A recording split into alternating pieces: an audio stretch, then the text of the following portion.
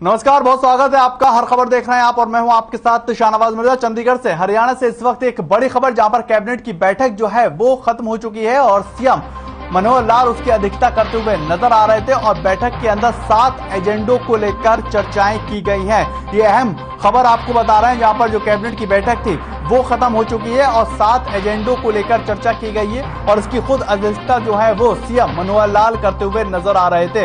Haryana cabinet की बैठक हुई और बैठक के बाद जो है 7 मुख्य एजेंडों को लेकर चर्चा की गई। उसके ऊपर आगे किस तरह से कार्य किया जाएगा उसके ऊपर भी मंथन किया गया है और बैठक की अध्यक्षता की अगर बात की जाए तो खुद सीएम मनोहर लाल उस बैठक की अध्यक्षता करते हुए नजर आए हैं और कई महत्वपूर्ण चीजों को लेकर वहां पर बातचीत की गई है।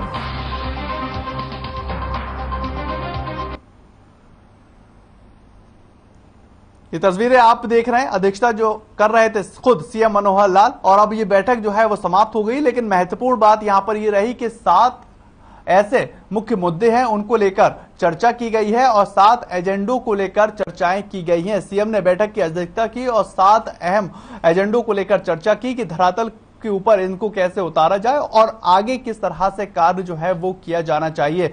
बीच बीच में इस तरह की बैठकें जो है वो होती रहती हैं हरियाणा के विकास को लेकर, हरियाणा की उन्नति को लेकर और आज भी ये चर्चा जो है वो हुई है और 7 एजेंडों पर अब आगे काम किया जाएगा। इस बैठक में ये भी फैसला हुआ है, हरियाणा की ये कैबिनेट की बैठक, और अब ये बैठक जो है वो समाप्त हो चुकी है।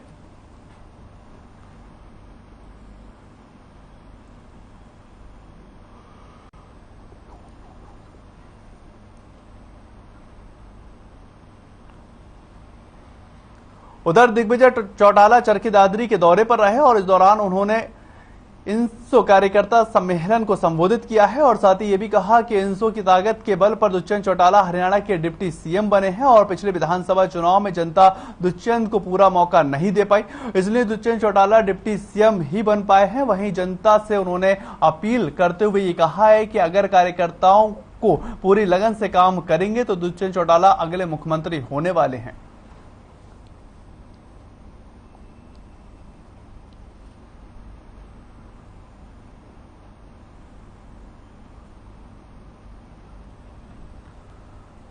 हमारी पार्टी का चेहरा दुष्यंत जी हैं, थे और रहेंगे, इसमें कोई दो राय नहीं। सब पार्टियों के अपने अपने फैसले होते हैं। हमारी पार्टी के मुख्यमंत्री का चेहरा भाई दुष्यंत सिंह चौटाला जी हैं, उनके नेतृत्व में हम चुनाव लड़ेंगे। पहले भी लड़े थे, 19% वोट लिए और आगे भी लड़ेंगे। उम्मीद है कि इसको दुगना कर कर उनको मुख्यमंत्री बनाने में कामयाब हो। भाई ये तो आज गठबंधन में है और कल को भी जो है उम्मीद ये है जैसे पीछे गठबंधन में चुनाव लड़े हैं वो सारा गठबंधन में आगे बढ़ता रहे, चलता रहे। अब तक सब कुछ ठीक है और गठबंधन के अंदर हम अपने धर्म को निभा रहे हैं। झज्जर की जेएलएन नहर में युवक का शव दिखने से हड़कंप मच गया है और उसके बाद शव को बाहर निकाला गया और पुलिस के मुताबिक मृतक युवक अजय रोहतक का रहने वाला था और वो नहर में नहाने के लिए गया हुआ था, लेकिन पानी का तेज बहाव आने के कारण युवक नहर में डूब गया है और फिलहाल पुलिस ने शव को पोस्टमार्टम के लिए झज्जर के सरकारी अस्पताल में भिजवा दिया। रिपोर्ट आने के बाद ही मामले का खुलासा हो पाएगा और पुलिस आगे की जांच में जुटी हुई है।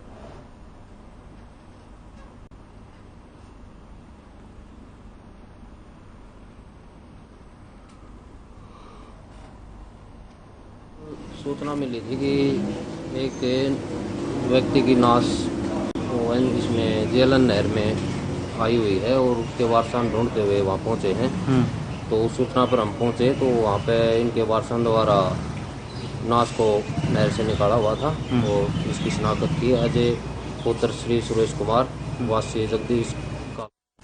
झज्जर के गांव यामुकपुर के खेत में एक युवक का शव मिलने से हड़कंप मच गया है और सूचना के आधार पर पुलिस ने मौके पर पहुंचकर शव को अपने कब्जे में लिया और पोस्टमार्टम के लिए झज्जर के सरकारी अस्पताल में भिजवा दिया है और पुलिस के मुताबिक मृतक का नाम राकेश बताया जा रहा। साथ ही मृतक के परिजनों की शिकायत के आधार पर मामले को दर्ज भी कर लिया गया है और आगे की तफ्तीश पुलिस अब करती हुई नजर आएगी।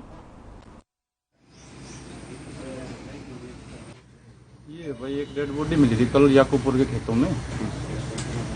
इसका नाम है राकेश, इसकी उम्र करीब 22 साल। ये कोरडा है चरखी दादरी में, वहाँ का रहने वाला था।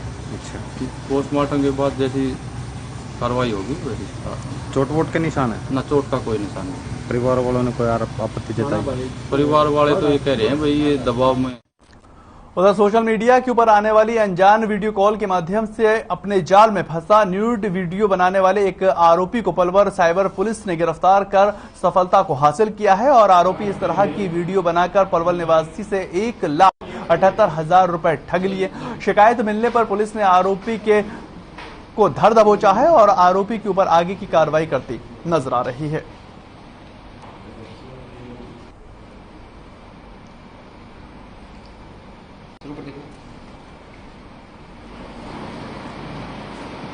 ये श्री राजेश कुमार दुग्गल आईपीएस जिला पलवल के पुलिस अधीक्षक के द्वारा दिए गए निर्देशों अनुसार हमारे साइबर इंचार्ज इंस्पेक्टर सत्यवान की टीम ने आरोपी साजिद पुत्र अली मोहम्मद गांव टेप थाना पुनाना जिला मेवात को गिरफ्तार किया गया है। भिवानी में जीआरपीएफ पुलिस को एक बड़ी कामयाबी हाथ लग चुकी है और पुलिस ने ट्रेन में कोल्ड ड्रिंक पिलाकर लूट की वारदात को अंजाम देने वाले आरोपी को गिरफ्तार कर लिया। आरोपी दीपक उत्तर प्रदेश के नगला गांव का रहने वाला बताया जा रहा है और दीपक ने 2 जुलाई को कोल्ड ड्रिंक में नशीला पदार्थ मिलाकर लूट की वारदात को अंजाम दिया था। पीड़ित व्यक्ति की शिकायत पर पुलिस ने आरोपी को गिरफ्तार किया है और उसके पास से पुलिस ने मोबाइल कैश भी बरामद कर लिया है और आरोपी ने वारदात को भी कबूला है।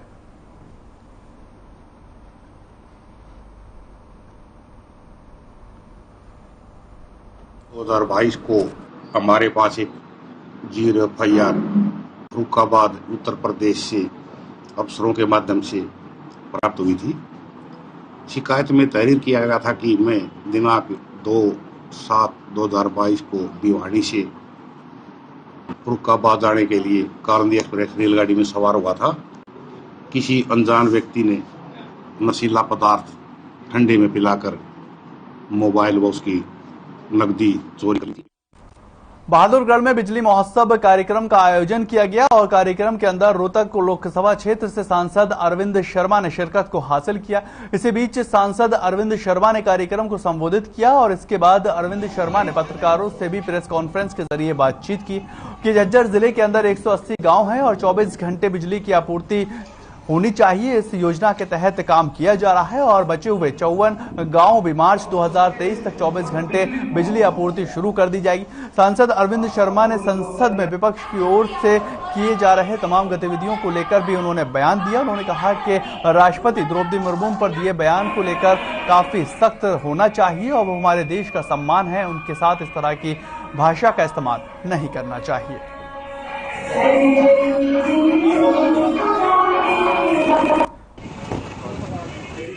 देखिए, झज्जर जिले में 2 से पहले तो बिजली महोत्सव जो है, 1 मिनट पहले बिजली महोत्सव जो है पूरे देश में ये मनाया जा रहा है और इसमें आज़ादी के 75 साल के बाद देश में बिजली की क्या स्थिति है, देश में बिजली का कितना उत्पादन हो रहा है, उसकी ट्रांसमिशन की क्या क्या स्थिति है, वो किस तरह से देश बिजली के क्षेत्र में उन्नति कर रहा है, किस तरह से देश इंटरनेशनल लेवल पर कार्बन फ्री बिजली बनाने के लिए उत्सुक है, आगे बढ़ रहा है।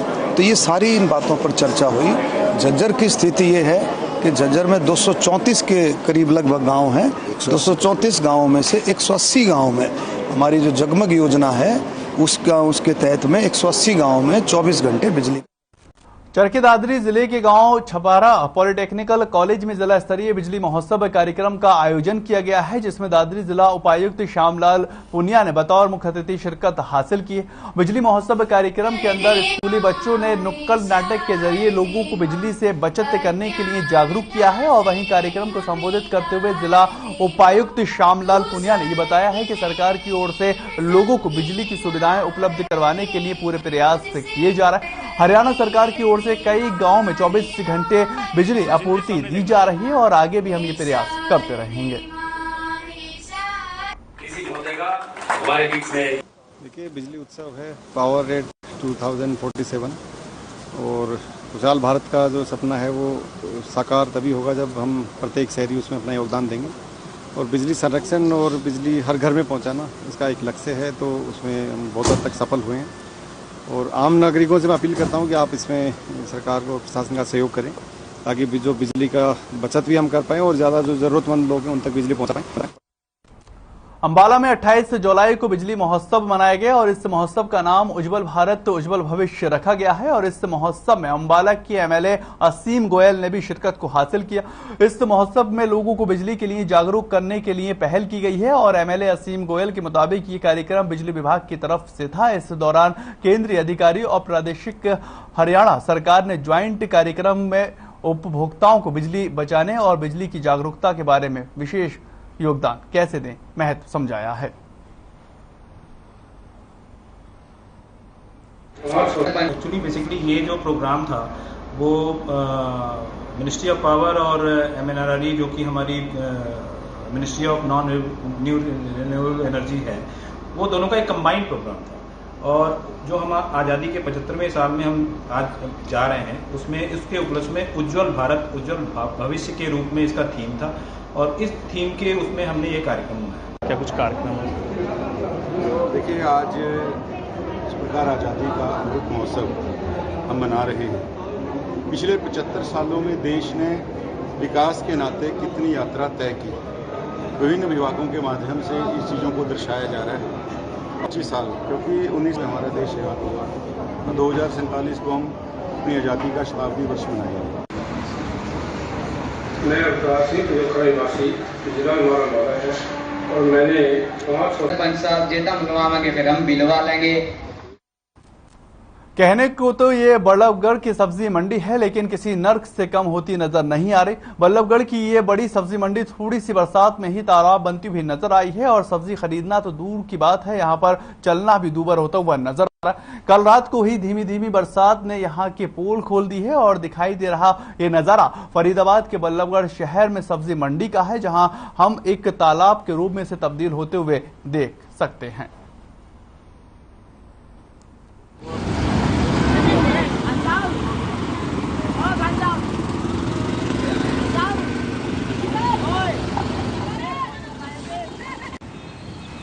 बल्लभगढ़ की ये तस्वीरें आप देख रहे हैं, जिसे तालाब में जो है वो धीमी धीमी बरसात के तहत ही तब्दील कर दिया गया है और बारिश ने लोगों की चिंताएं अब बढ़ा दी।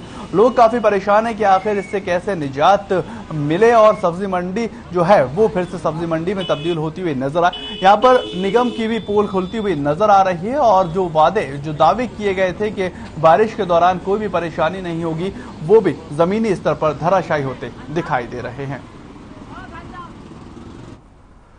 झज्जर में बारिश के पानी से लोगों को काफी दिक्कतों का सामना करना पड़ रहा है और घरों के अंदर पानी घुसने से गली में जलभराव होने से माता गेट मोहल्ले के लोग काफी ज्यादा परेशान हो चुके। इसको लेकर लोगों ने झज्जर बहादुरगढ़ मार्ग पर जाम भी लगा दिया है और लोग सड़क के बीचों बीच टेंट लगाकर बैठे हुए हैं और प्रशासन के खिलाफ जमकर नारेबाजी कर रहे हैं। लोगों का ये कहना है कि वो जब तक जाम नहीं खोलेंगे तब तक उनकी समस्याओं का कोई समाधान नहीं निकल जाता और ये आरोप कई बार शिकायत कर चुके हैं, लेकिन कोई समाधान नहीं होता।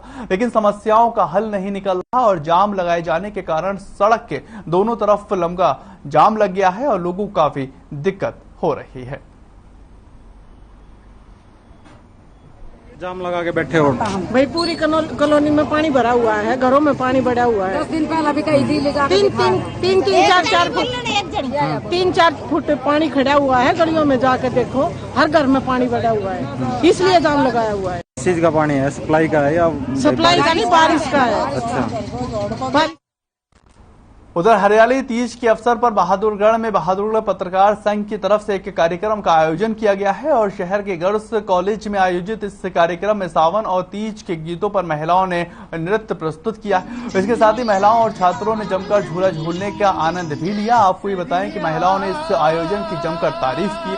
साथ ही नगर परिषद की चेयरपर्सन सरोज राठी का ये कहना है कि तीज और त्योहारों को मिलकर मनाना बहुत ही ज्यादा जरूरी हो जाता है और हरियाणवी संस्कृति को जीवित रखने के लिए बहादुरगढ़ पत्रकार संघ ने यह सराहनीय कदम उठाया है, इसका हम शुक्रगुजार हैं।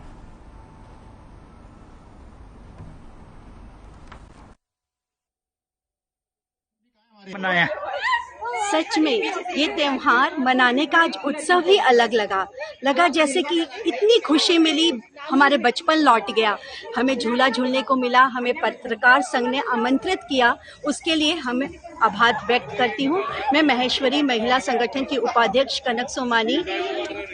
मुझे अपनी मंडली को लाने में और यहाँ पे सांस्कृतिक प्रोग्राम देने में बहुत अच्छा लगा। आज हम गर्ल्स कॉलेज में यहाँ पे हरियाली तीज को सेलिब्रेट कर रहे हैं। बहादुरगढ़ पत्रकार संघ जो हमारे बंधु हैं उन्होंने ये सेलिब्रेशन रखा है और हम सभी माताएं बहनें हमारी बेटियां सब यहाँ पे इनवाइटेड थे। और देखिए हरियाली तीज का एक बहुत अच्छा शुरुआत पत्रकार संघ बंधुओं ने मैं कहूँगी, उनको भी मैं हार्दिक धन्यवाद कहूँगी कि इतना अच्छा प्रोग्राम यहाँ पे रखा है। और जैसा हम सभी जानते हैं कि भारत एक समृद्ध देश है और यहाँ पे हर तरह के त्योहार, हम कोई भी जाति कुछ भी हमारा ऐसा कुछ नहीं होता, तो हम सारे त्योहार मिलजुल के मनाते हैं।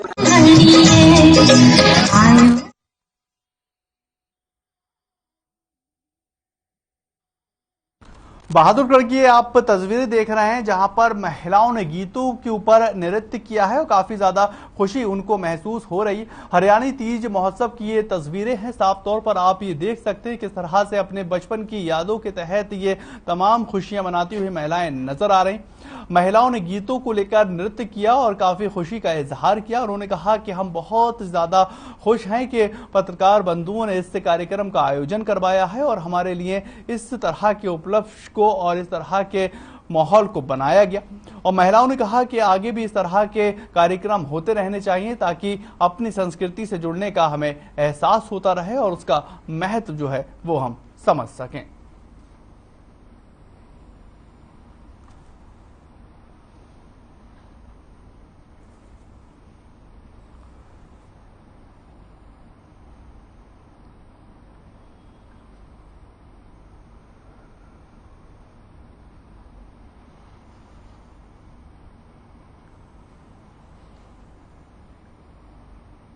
खबर अंबाला से है जहां पर अंबाला डिपो में निजीकरण के विरोध में हरियाणा रोडवेज इंटक यूनियन की मीटिंग हुई है और इस मीटिंग में राज्य प्रधान और राज्य महासचिव मौजूद रहे। साथ ही भारी संख्या में रोडवेज कर्मचारियों ने भी हिस्सा लिया और मीटिंग में नई कमेटी का विस्तार भी किया गया। साथ ही 4 अगस्त को जन जागरण चलाने का भी फैसला लिया गया और 2 घंटे तक प्रदर्शन करने की बात कही गई।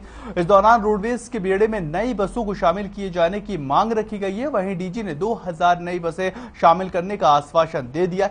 हरियाणा रोडवेज से कर्मचारियों ने प्रशासन को चेतावनी देते हुए कहा कि अगर हमारी मांगे जल्द पूरी नहीं की गई तो हम एक बड़ा आंदोलन भी कर सकते हैं।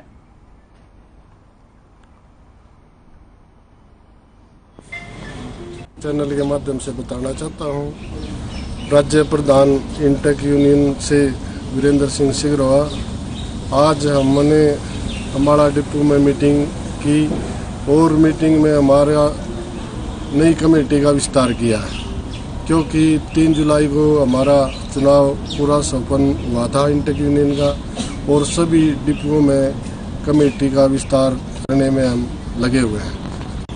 हमारी मुख्य मांगे हैं, सरकार एक नई पॉलिसी लेके आ रही है प्राइवेट की, उसके विरोध में पूरे हरियाणा में 2 घंटे का प्रदर्शन रखा गया है और जीएम साहब को इस बारे में हमने सूचित किया है। और आज हमारा मेन मकसद जो था तो जीएम साहब को इसके बारे में बताना था और हमारी इंटक अम्बाला में जो कार्यकारिणी है उसका। उधर हरियाणा सरकार की ओर से धान की सीधी बिजाई करने के लिए किसानों को प्रोत्साहन किया जा रहा है ताकि धरातल पर जल की खपत प्रति एकड़ जो है वो कम हो सके और इसके लिए बाकायदा DSR विधि यानी कि धान की सीधी बिजाई करने वाले किसानों को हरियाणा सरकार की तरफ से प्रति एकड़ 4000 रुपए देने का प्रस्ताव रखा गया। बतौर आर्थिक सहायता प्रोत्साहन राशि दी जा रही है। आपको ये बताएं कि पिछली बार अंबाला में 2000 एकड़ धान की सीधी बिजाई हुई थी, जबकि इस बार अंबाला कृषि विभाग ने 7000 एकड़ का लक्ष्य दिया है जो कि पूरा नहीं हो पाया है। DSR धान की सीधी बिजाई की योजना है जिसमें पानी की बचत तो रहती है, संसाधनों की भी और साथ ही साथ श्रम शक्ति की, लेबर की भी काफी बचत रहती है। और जिला अंबाला को 7000 एकड़ का लक्ष्य दिया गया था जिसमें 3500 एकड़ का लक्ष्य हम प्राप्त कर चुके हैं क्योंकि जिला अंबाला की जो भू स्थिति की है, एग्रो क्लाइमेटिक जो कंडीशन है वो इस तरह से है कि कुछ क्षेत्र विशेष में ये DSR माफी का ही है, तो उसके बावजूद भी किसान आगे आ रहे हैं और उम्मीद है हम दिए गए लक्ष्य को प्राप्त करेंगे। नगर पालिका परिसर में हाउस की पहली बैठक हुई है और नगर पालिका शाहबाद की बैठक में शहरवासियों को विकास की उम्मीद बनी हुई है और एक नगर पालिका प्रधान की बैठक में 16 समस्याओं की सूची लिखित तौर पर सामने रखी गई। दूसरी बैठक के अंदर पार्षदों ने अपने अपने वार्डों में मौजूद समस्याओं को विधायक, अध्यक्ष और सचिव के सामने रखकर उन्हें जल्दी हल करने का आग्रह भी किया है और बैठक में नपा अध्यक्ष ने जो प्रस्ताव दिए हैं उससे शहरवासियों को व्यवस्थाएं पटरी पर आने की उम्मीद बनी हुई है। और आपको बताएं कि शाहबाद नगर पालिका बोर्ड की बैठक में 15 करोड़ रुपए का बजट पास हुआ है। पार्षदों ने अपने अपने वार्ड के विकास के लिए सुझाव रखे हैं और उन सुझावों को लेकर आगे काम किया जाएगा, इसका आश्वासन भी दिया है।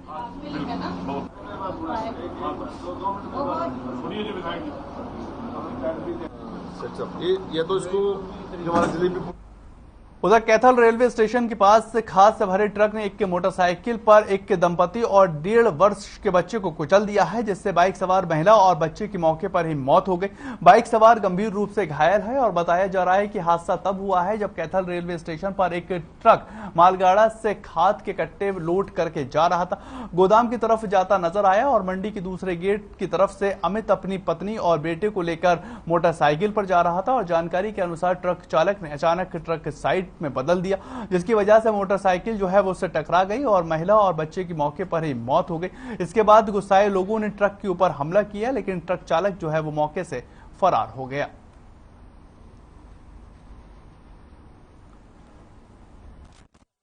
सूचना आई थी कि भाई एक एक्सीडेंट हो गया, उसमें एक लेडीज और जेंट्स थे और एक 1.5-2 साल का बच्चा भी था। अभी तक यही सूचना आई है। उसको डेड बॉडी को हॉस्पिटल ले जा चुके हैं और इसके बाद जैसी कंप्लेंट देंगे पर्चा कर देंगे, आगे जो कार्रवाई होगी।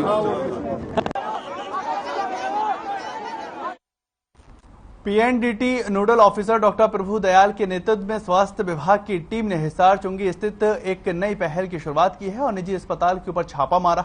भ्रूण लिंग जांच करते हुए मामले का पर्दाफाश किया गया है और पुलिस ने शिकायत के आधार पर अस्पताल पर संचालित 4 लोगों के खिलाफ जो है मामला दर्ज कर लिया है और आगे की कार्रवाई भी पुलिस कर रही है और अस्पताल में रखे सामानों को भी जब्त किया जा चुका है।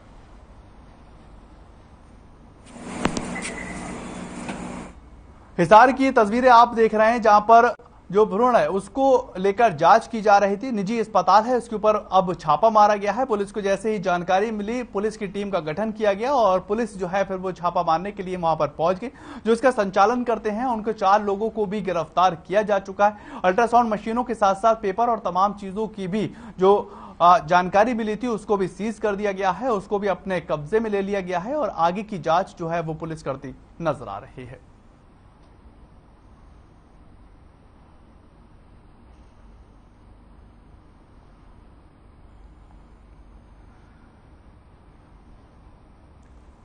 चलिए फिलहाल इस बुलेटिन में इतना ही। ताज़ा खबरों के लिए आप लगातार बने रहें हर खबर के साथ।